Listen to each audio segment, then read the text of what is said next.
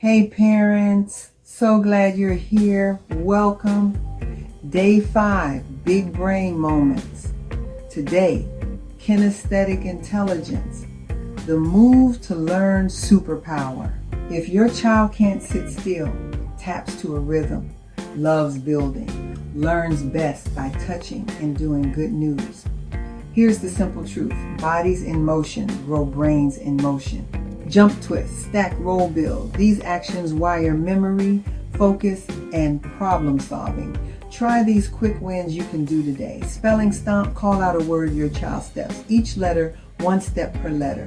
Add a jump for vowel. Math, hopscotch, draw boxes. 110. Toss a marker. Hop to the answer. Story statues. Read a page.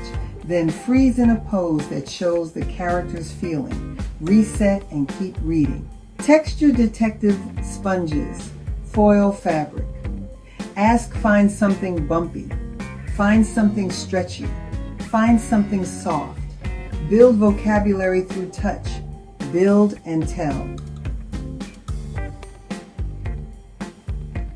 That's sequencing a reading skill. Screen time, make it hands-on.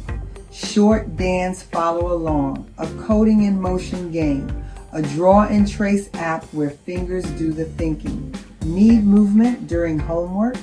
Use a body double timer. Work for 2 songs while standing at a counter. Then break for 1 minute of wall push-ups or quick hallway sprints. Repeat. Sports count, but so do chores. Stir, pour, fold, sweep. You twist it, you balance. You poured slowly. Language grows with motion. Worried about fidgeting? Offer a movement menu, chair bands, a small knead ball. Stand and sway while listening. When hands are busy, minds can focus. Remember, sit still is not the only way to learn. Your child's body is a teaching tool. When you invite movement, you invite mastery. Today's challenge: pick one activity from this video and try it for 10 minutes.